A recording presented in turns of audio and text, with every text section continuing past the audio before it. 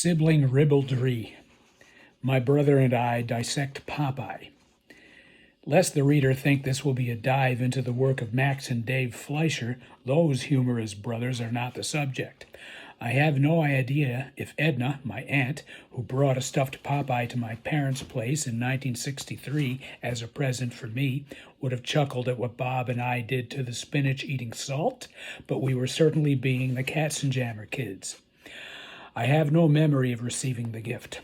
If Edna had it wrapped and or boxed, I don't know. I do remember my father showing me the toy in the kitchen and telling me to turn the little crank attached to it. I did. A little croaking sound came out. My indifference must have been a surprise. Dad turned the crank. Popeye is laughing, Fred.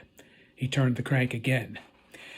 If my mother and father hadn't been opposed to TV, I might have had a notion of Popeye's place in the American pantheon. I did know Mickey Mouse because I'd seen him on a giant billboard from a subway car on elevated tracks. I remember expressing astonishment when, in its place, some other billboard appeared.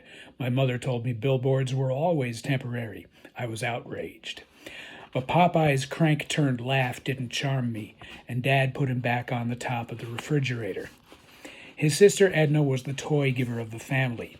When I was born, she supplied the Stife ball. It had little octagons of different colors and, inasmuch as it didn't represent an animal, had no glass eyes I might miss if they fell off. I was greatly upset on my 5th birthday when the eyes vanished from a giant rabbit I'd been given, which I'm certain she had not given me. The glass eyes of the toys she gave me, such as those of Monkey, my favorite, and the dog Fluffy, never fell out. The big rabbit wasn't Stife, and it wasn't from her. It had thin plastic eyes, thin as the plastic lid of a 21st century coffee cup. My mother took one of the eyes out, showed me it was attached with a spike, and told me to avoid being cut by it. Then she put it back in. But both eyes dropped off its face while I turned to have a bite of ice cream cake. I cried louder than Sweet Pea. My mother chucked the rabbit that night. But at 3 years old, I was more than pleased when Bob said to me, "We have to find out what makes that noise coming from Popeye." Our babysitter Barbara was in the living room cutting out paper dolls for St. Hilda's. Bob took one of the kitchen stools and told me to hold it. He put a foot on a rung, then a knee on the seat. From that vantage, he put a foot on the edge of the sink and, grabbing a spatula from the dish rack, hooked Popeye and slid him off the top of the refrigerator. Soon Popeye, an immaculate stuffed Popeye with a sculpted plastic head and hands and a crank in his sailor-suited side, was on his back, being cut open with a jackknife someone, probably not Edna, had given Bob. He made a cross worthy of St. Hilda's in Popeye's chest. White stuffing came out, and more white stuffing, and a little gray box with holes in it showed. "Turn the crank," Bob said. He lifted Popeye up.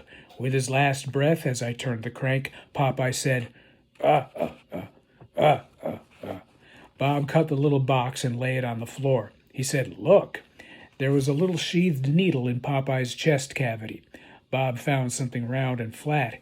He ran into the living room. I followed. He showed Barbara the object. She looked up from her paper dolls and turned her head toward the kitchen. Popeye's innards covered the linoleum. "What have you boys been doing?" Bob said, "Can you put the record player on?"